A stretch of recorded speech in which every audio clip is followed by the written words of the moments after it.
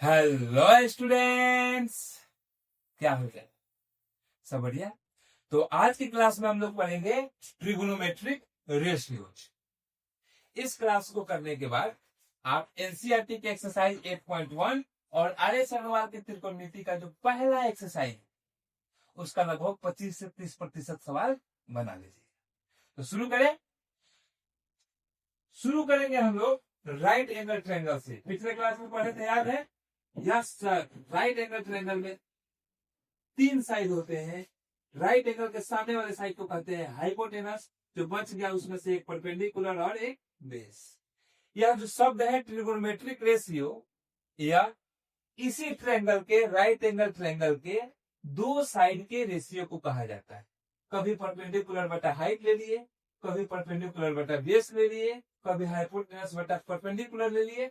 ऐसे ऐसे करके 6 रेशियो निकाले जाते हैं और उन्हीं का नाम है trigonometric ratios. 6 ratio: sine theta, cos theta, tan theta, sec theta, cot theta, cosec theta. अच्छा, यह तो जानते हो, किताब में भी लिखा होगा sine theta equals to P by H, cos theta B by H, tan theta P by B. परंतु याद करने का एक छोटा सा सिंपल सा टेक्निक बताते हैं। तुम यह शब्द याद रखो: पंडित भोला प्रसाद हर हर बोल सोना चांदी तो। क्या? पंडित भोला प्रसाद हर हर बोल सोना चांदी तो। आपको आ गया ट्रिगोनोमेट्रिक रेशियो। कैसे? चलो देखते हैं। पंडित भोला प्रसाद हर हर बोल सोना चांदी तो। यह 3 रेशियो हो गए। पंडित भोला प्रसाद हर हर बोल सोना चांदी तो। अब साइन का इनवर्स, साइन का एकदम उल्टा होता है कॉसेक। एकदम उल्टा मतलब साइन है P बटा एच, तो यह होता है हमारा H बटा P। उसी तरीके से कॉस का एकदम इनवर्स होता है सेक। सेक कितना हो जाएगा? सब सेक हो जाएगा H बटा B। और tan का इनवर्स होता है cot, cot theta. tan P by B, तो कॉट थीटा हो जाएगा B बाई P। तो यह टोटल 6 रेशियो हुए। साइन थीटा का उल्टा cosec theta, cosec cos theta का सेक थीटा, tan थीटा का कॉट थीटा। और याद रखना है पंडित भोला प्रसाद हर हर बोल सोना चांदी तो। लेकिन इसके अलावा एक और 2 शब्द मिलेंगे जिनसे परिचय कर लीजिए, नहीं तो बाद में दिक्कत होगा। परपेंडिकुलर का एक और नाम है opposite side. Opposite side NCERT के किताब में खूब लिखता है। और बेस का एक और नाम है एडजेसेंट साइड। Adjacent side. इसके आधार पर भी ऐसे लोग बताता है कि सर SOH का नियम हम लोग पढ़े हैं। SOH क्या होता है? SOH, S for sine, O for opposite, H for hypotenuse. SOH, sine is equals to, sine is equals to opposite side बटा हाइपोटेन्यूज। उसी तरह लिखता है लोग CAH, cos for adjacent side बटा हाइपोटेनस। पर 5-10 तो नियम जान के करोगे ही का। एक याद रखो, पंडित भोला प्रसाद, यह आपको कभी फेल नहीं करेंगे, बहुत मजबूत आदमी। देखो बाबू, यह 6 रेशियो में से किसी भी एंगल के लिए कोई एक रेशियो तुमको पता चल जाए तो बाकियों को निकाला जा सकता है। जैसे एग्जाम्पल में पहला एक देखो, हम कहते हैं साइन थीटा, कोई एंगल है, एक्यूट एंगल थीटा, यह है 3/5। Then find cos theta. ऐसा सवाल शुरुआत में खूब मिलेगा। इसको कैसे बनाएं? अभी हम लोग पढ़े हैं क्या पढ़े हैं सर? हम लोग पढ़े हैं पंडित, भोला, प्रसाद, हर, हर, बोर, सोना, चांदी, तो, और साथ में पढ़े हैं साइन का उल्टा कोसेक, साइन का उल्टा होगा कोसेक, कॉस का उल्टा सेक, और tan का उल्टा कॉट। यहां से हम लोग को दिया है साइन थीटा, तो साइन के जगह पे हम लोग लिख सकते हैं P by H perpendicular by height is equals to 3/5, लिख सकते हैं कि नहीं? अब यहां से अगर हम लोग मान ले let common factor is equals to k, तो हो जाएगा perpendicular is equals to 3k and hypotenuse is equals to 5k, हो जाएगा ना? पाइथागोरस थ्योरम से हम लोग जानते हैं H square is equals to P square plus B square, तो यहां से B square is equals to H square minus P square हो जाएगा, या फिर हम लोग ऐसा लिख सकते हैं b is equals to root under H square minus P square, या फिर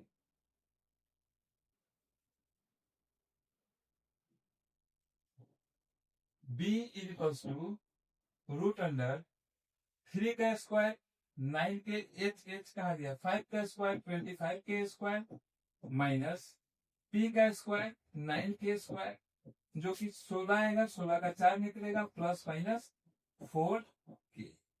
अब देखो बाबू, यहाँ पे b का वैल्यू दो हुआ है, एक प्लस के और एक माइनस के, परंतु जैसा कि हम लोग जानते हैं b ट्रायंगल का एक साइड का लेंथ है और लेंथ कभी निगेटिव नहीं हो सकता है, इसलिए हम लोग b को लेते हैं प्लस में, b is equals two plus 4k।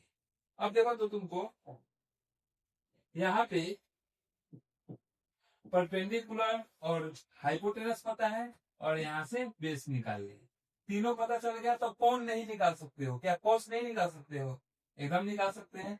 Cos का एक B by H, B by H, B value निकाल चुके हो, बी इज टू है 4k और H is to 5k, cut के आ गया 4/5। तो क्या ऐसा सवाल मिले तो बना लेंगे? पक्का दे दे? तो लो, क्वेश्चन है तुम्हारे सामने, अब वीडियो को पॉज करिए सॉरी, और इस सवाल को बनाइए। दिया हुआ है 15 cot theta equals to 8, then find sec theta. Option है ऑप्शन ए 17/8, बी 8/17, सी 15/8 और डी 8/15। तो वीडियो पॉज करो और इस सवाल को बनाओ।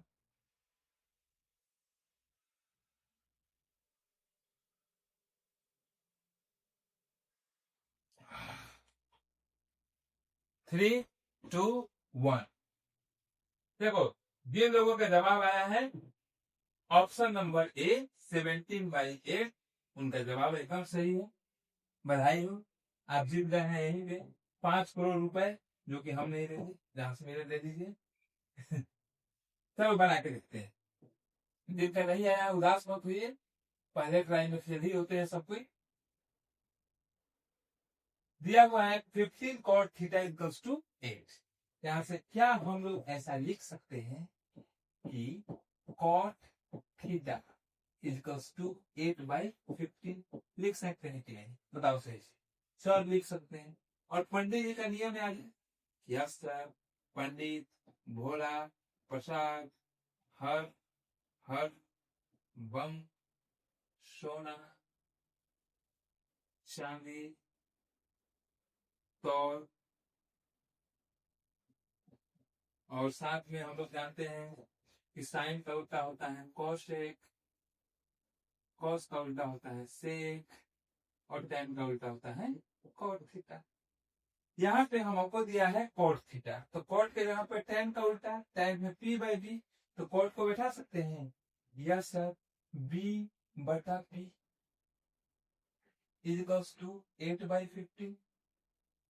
यहाँ से मान लो let common factor b k, तो हमको मिल जाएगा B is equals to 8K and P is equals to 15K. Pythagoras theorem से हम जानते हैं h square equals to p square plus b square. तो यहां से h equals to root under 8k का होल स्क्वायर प्लस 15k का whole square हो जाएगा। Yes sir. यहां से या के स्क्वायर दोनों में से बाहर निकाल दें, अंदर बचेगा 64 प्लस 15 का स्क्वायर 225। होगा कि नहीं? Yes sir. थक तो नहीं गया? No sir. H equals to K into 289 या फिर के एच इक्वल्स टू 17 के। कितना निकल गया? अब निकाल दो सेक थीटा। सेक देखो यहाँ पे सेक अपनी देख, सेक होता है कॉस का उल्टा, कॉस है बी बटा ए, तो सेक है हमारा एच बटा बी। Therefore sec theta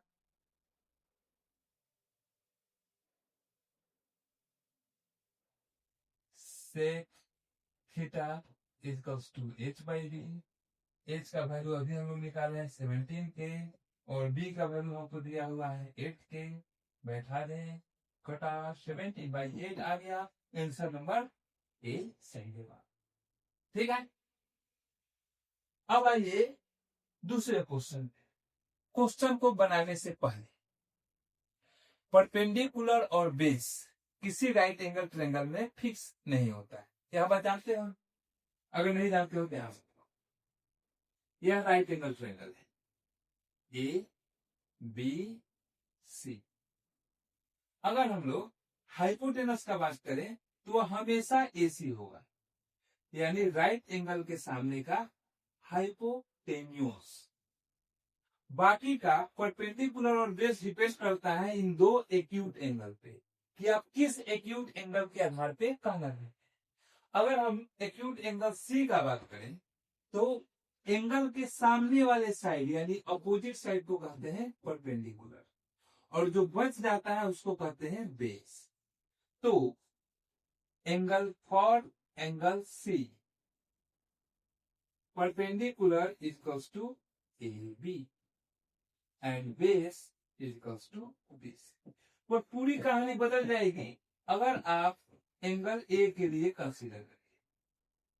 angle A के लिए अपोजिट साइड को हम लोग कहते हैं परपेंडिकुलर, तो एंगल ए के लिए यहां से अपोजिट साइड होगा बीसी, यानी परपेंडिकुलर इक्वल्स टू बीसी। और बेस बच गया ए बी, तो बेस हो जाएगा हाइपोटेन्यूज हमेशा एसी रहेगा 90 डिग्री के सामने वाला। अब यहाँ पे क्वेश्चन दिया है tan A is equals to 1/√3, तो निकालना है sin A cos C cos plus cos A sin C। तो वीडियो को पॉज करिए और इस सवाल को बनाइए। तो बाबू एक आदमी भी मेरे वीडियो से अगर कुछ फायदा उठा ले तो मेरा सारा मेहनत सार्थक हो जाएगा। और फायदा तभी उठा पाओगे अगर मेरे द्वारा बनाए हुए सवाल को बनाओगे। ठीक है? 3, 2, 1 बनाए। जो लोग बनाए हैं और उनका उत्तर आया है ऑप्शन नंबर सी, तो आप बधाई हो, आप एकदम सही हैं। चलिए देखते हैं। हमको दिया है tan A equals to 1/√3। tan का वैल्यू हम लोग जानते हैं, क्या जानते हैं? पंडित भोला प्रसाद याद है? पंडित भोला प्रसाद हर हर बोल सोना चांदी तो, यानी tan equals to perpendicular by base. यहां से लिख सकते हैं perpendicular by base equals to 1/√3। यानी यहां से अगर हम लोग हाइपोटेनस निकाले तो इसका स्क्वायर प्लस इसका स्क्वायर 3 + 1 के होगा, यानी 4k, या फिर इसको हम लोग करें तो 2k आएगा। ठीक, गुड। अब यह perpendicular equals to k base equals to √3k and hypotenuse equals to 2k, यह सभी का सभी एंगल ए के लिए। देखो यहाँ पे एंगल ए के लिए दिया था, यानी एंगल ए के लिए जो परपेंडिकुलर है उसका वैल्यू लिखिए। तो एंगल ए के लिए परपेंडिकुलर है BC, यानी BC is equals to k. Base है AB, यानी AB is equals to √3k। और हाइपोटेनस हमेशा की तरह AC, तो AC is equals to 2k। अब जो निकालना है उसको देखिए, sine A cos C, value लिखा जाए साइन A, साइन का वैल्यू P/H, और A के लिए P कितना होगा, A के लिए परपेंडिकुलर BC बटा H का value hypotenuse AC into cos C, cos base बटा हाइपोटेनस, और एंगल C के लिए बेस है BC और हाइपोटेनस है AC। फिर प्लस cos A, cos यानी B/H, और यहाँ पे एंगल ए के लिए देख रहे हैं तो एंगल ए के लिए बेस कितना होगा AB। देखो एंगल ए के लिए बेस AB बटा hypotenuse AC into sine C, angle C के लिए साइन होता है P/H, तो साइन C के लिए P हो जाएगा AB बटा AC। आगे बढ़िए, BC स्क्वायर बटा AC square plus AB square बटा AC स्क्वायर, ऐसा होगा। BC का वैल्यू हम लोग अभी निकाले हैं, BC इक्वल्स टू K, तो स्क्वायर हो जाएगा K स्क्वायर बटा AC 2K, यानी 4K स्क्वायर प्लस AB √3 का स्क्वायर 3K स्क्वायर बटा 4K स्क्वायर। K स्क्वायर से K स्क्वायर, K स्क्वायर से K स्क्वायर गया, तो हमारे पास बचा 1/4 प्लस 3/4, जो कि ऐड होके हो जाएगा 4/4, यानी कि 1। ठीक है, यानी ऑप्शन नंबर C। बात समझ में आई। अब देखो बच्चा, ये जो ट्रिगोनोमेट्रिक रेशियोज हैं जिनको हम लोग शॉर्ट में अभी हम लोगों ने पढ़ा है, शॉर्ट में हम लोग पढ़े हैं कि साइन होता है, कॉस होता है, टैन, कॉट, सेक,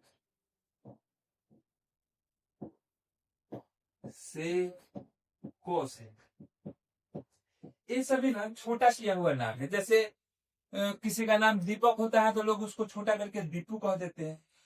बड़े जिसके नाम होते हैं जैसे सिद्धार्थ, उसको बना देता है सब सिद्ध।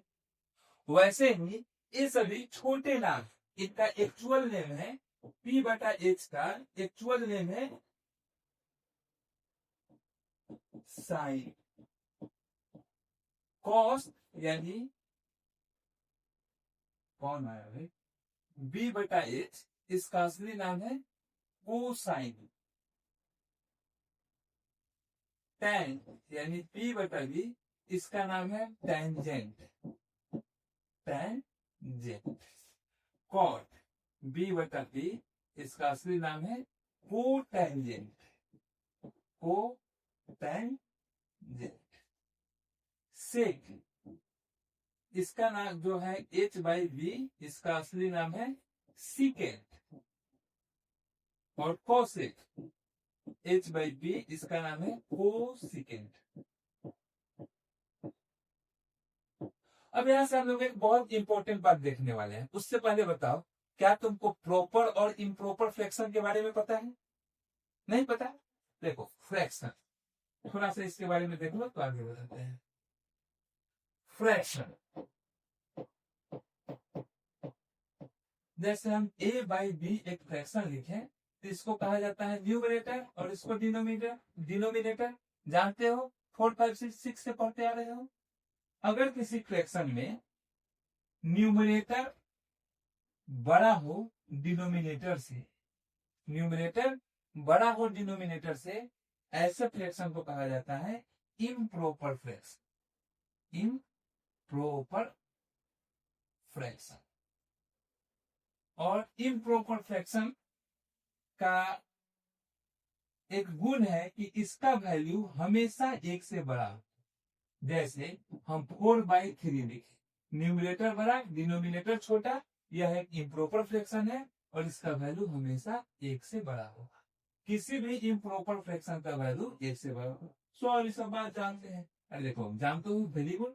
मैं उनके लिए बता दे रहा हूँ जो लोग नर्सरी KG 1 2 में जब पढ़ते थे तो पढ़ाई में दिल नहीं लगता था और आज एग्जाम के चलते एकदम माई करके पढ़ रहे हैं, उनके लिए बता रहे हैं। ठीक है। दूसरा होता है प्रॉपर फ्रैक्शन। अगर न्यूमरेटर छोटा डिनोमिनेटर बड़ा हो, ऐसे फ्रैक्शन को कहते हैं प्रॉपर फ्रैक्शन और इसका वैल्यू हमेशा 1 से छोटा होता है। इम्प्रॉपर फ्रैक्शन न्यूमरेटर बड़ा होगा और वैल्यू 1 से ज्यादा होगा। प्रॉपर फ्रैक्शन न्यूमरेटर छोटा होगा और वैल्यू 1 से कम होगा। अब जरा आइए इन साइन कॉस टैन सबको देखा जाए। हम लोग राइट एंगल ट्रायंगल में क्या यह बात जानते हैं, hypotenuse is the largest side, जानते हैं कि नहीं। राइट एंगल ट्रायंगल में 3 साइड होता है, परपेंडिकुलर, बेस और हाइपोटेनस। इसमें hypotenuse is the largest side, longest side.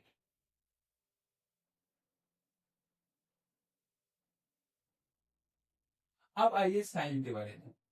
Sign के बारे में हम लोग जानते हैं sine theta is equals to perpendicular by hypotenuse. यहां पे बताओ तो यह जो फ्रैक्शन होगा P/H प्रॉपर होगा कि इम्प्रॉपर। सर, यह एक प्रॉपर फ्रैक्शन होगा। क्यों? क्योंकि हाइपोटेनस सबसे लंबी भुजा है, तो यह फ्रैक्शन में न्यूमरेटर छोटा होगा, डिनोमिनेटर बड़ा होगा, यानी यह हुआ प्रॉपर फ्रैक्शन। इसलिए P/H का वैल्यू हमेशा 1 से छोटा होगा। यहां से इंपॉर्टेंट बात पता चली, साइन थीटा एंगल चाहे जितना भी ले लीजिए, इसका वैल्यू हमेशा 1 से छोटा या 1 के बराबर होता है। दूसरा है कॉस। कॉस के बारे में क्या कहिएगा, B/H। यह प्रॉपर फ्रैक्शन होगा कि इम्प्रॉपर। सर, यह भी प्रॉपर होगा। क्यों? क्योंकि हाइपोटेनस सबसे लंबी भुजा होती है। यानी कॉस के बारे में भी हम लोग कह सकते हैं कि कॉस थीटा का वैल्यू, कॉस थीटा का वैल्यू हमेशा 1 से छोटा या 1 के बराबर हो, ऐसा कह सकते हैं। यानी अगर कोई चाहे कि बताइए sine theta is equals to 5/2, क्या यह स्टेटमेंट करेक्ट है? हम लोग कहेंगे कि देखिए 5/2 यानी 2.5 यानी ग्रेटर देन 1 और साइन का वैल्यू 1 से बड़ा हो ही नहीं सकता है, यानी यह स्टेटमेंट गलत है। ठीक है। अब आइए टाइम के बारे में।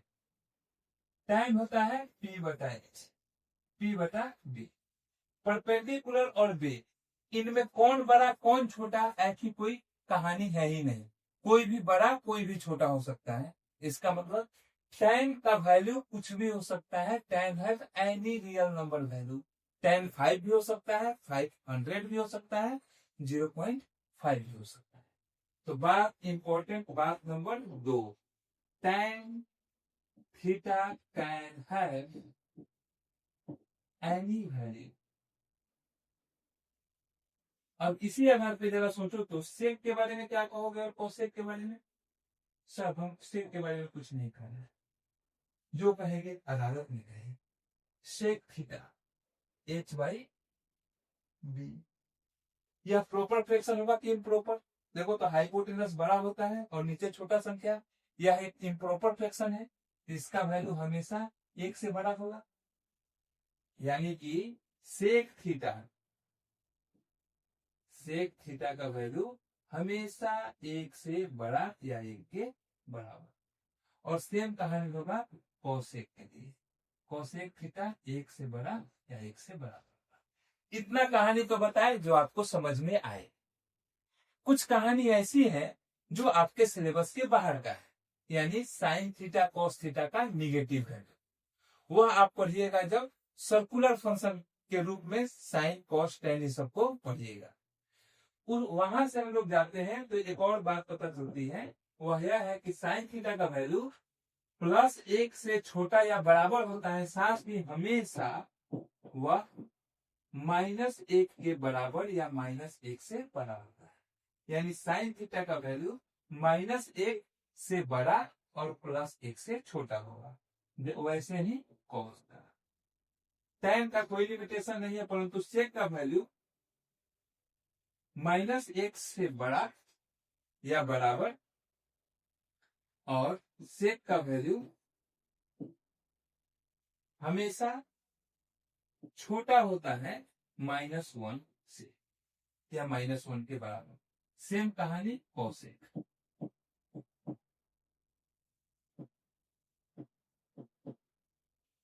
यह दोनों समझ में आ गया होगा, सेक वाला समझ में नहीं आया होगा। तो चलो सेक वाले को सिंपल करके बताते हैं। देखो सेक और कॉसेक, इनके पास दुनिया का कोई भी वैल्यू हो सकता है, परंतु -1 से शुरू करिए अब +1 के बीच में जितनी संख्याएं होती हैं, जैसे -0.5, 0, 0.5, 0.25, यह जितनी भी वैल्यू है, यह सेक का वैल्यू हो ही नहीं सकता है। इन सिंपल वर्ड समझ रहे हैं, सेक और कॉसेक, सेक एंड कोसेक, इनके पास -1 से लेके +1 के बीच का कोई भी वैल्यू नहीं हो सकता है। यह कुछ बातें याद रहेगी। चल एक और बात इंपॉर्टेंट है, परंतु बहुत छोटा है। देखो हम लोग अपनी सुविधा के लिए साइन थीटा का स्क्वायर लिखा होगा, उसको लिख सकते हैं साइन स्क्वायर थीटा, या फिर कॉस के लिए, टेन के लिए, सबके लिए ऐसे लिख सकते हैं। लेकिन सिर्फ पावर पॉजिटिव में हो तो, अगर पावर निगेटिव में हो तो ऐसा लिखना गुनाह है। साइन थीटा -1 दिया हुआ हो तो इसको साइन का पावर -1 थीटा नहीं लिख सकते हैं। यह एक इनवर्स फंक्शन है जिसको आप लोग ऊपर की क्लास में पढ़िएगा।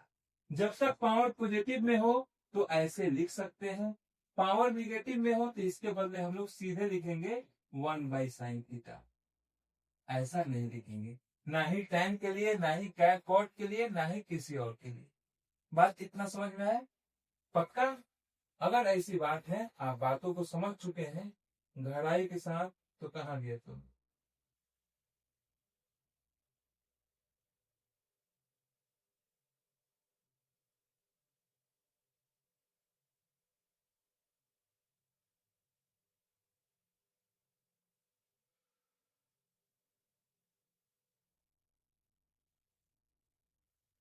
तो यदि बातों को आप समझ चुके हैं तो क्वेश्चन नंबर 3 है आपके स्क्रीन पे। इन क्वेश्चन को देखिए और बताना है कि इसमें से कौन सा स्टेटमेंट ट्रू होगा, कौन सा फॉल्स। ऑप्शन ए, बी, सी और डी। शुरू किया जाए। Option number A, the value of tan a is always less than 1। क्या यह बात सही है? अभी हम लोग पढ़े, यह बात सही हो ही नहीं सकती। tan के पास कोई भी वैल्यू हो सकता है और इस मच्छर को हम एक दिन मारेंगे कि मर जाएंगे। क्या बोल तुम नहीं मानेगा क्या? ना ना ना,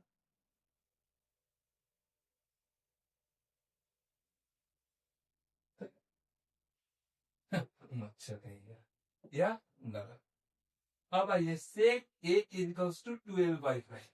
12/5 यह एक इम्प्रॉपर फ्रैक्शन यानी ग्रेटर देन 1 वैल्यू है। सेक के बारे में हम लोग अभी पढ़े हैं ना कि इसका वैल्यू हमेशा +1 से बड़ा होगा, यानी यह स्टेटमेंट करेक्ट है। तीसरा, साइन थीटा इक्वल्स टू 4/3। 4/3 एक इम्प्रॉपर फ्रैक्शन यानी ग्रेटर देन 1। और साइन थीटा के बारे में हम लोग क्या पढ़े हैं? साइन थीटा का वैल्यू कभी भी 1 से ज्यादा नहीं हो सकता है, मतलब यह गलत बात है। और तीसरा, sine inverse A equals to 1/sin a, ऐसा नहीं होता है। ठीक है, तो यह तो हुआ मैक्सिमम बात। अब आपके चैप्टर में एक दो सवाल ऐसे भी हैं जिनको देख के आप डर जाएंगे तो उससे डरो, उससे पहले हम डर को ही मार देते हैं। आइए इस क्वेश्चन को देखिए और देखने के बाद इसको हम लोग बनाएंगे भी। क्वेश्चन तुम कहाँ गए? क्वेश्चन कहता है कि in triangle P Q R, एक ट्रायंगल है पी क्यू आर जहां पे राइट एंगल है क्यू पे, यह हुआ पी और यह हुआ क्यू, यह हुआ right angle. P Q plus Q R, P Q plus Q R is equals to 25 centimetre. और साथ में पी क्यू का वैल्यू दिया हुआ है या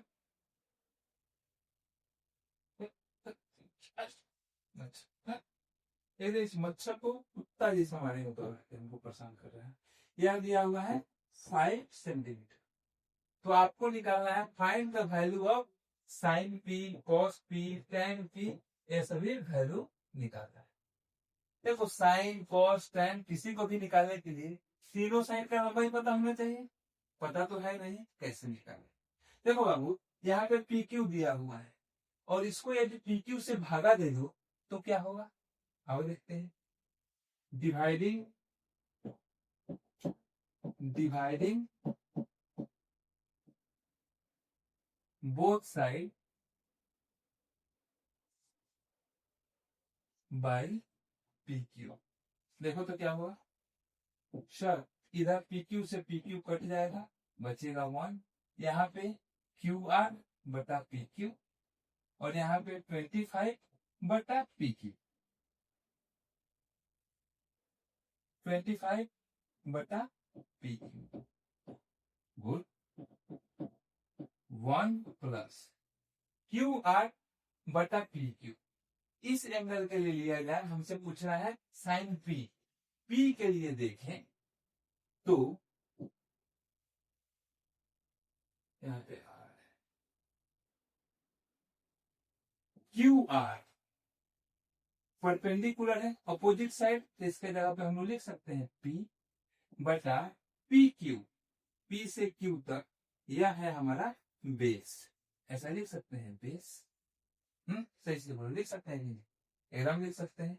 इज इक्वल्स टू 25 बटा पी क्यू का वैल्यू 5। इससे कटेगा 5 बार में और वहां जाके माइनस होगा 4, यानी P बटा B इज इक्वल्स टू 4 बटा 1, यानी परपेंडिकुलर इज इक्वल्स टू 4 के, बेस इज इक्वल्स टू 1 के। यह सभी एंगल P के लिए।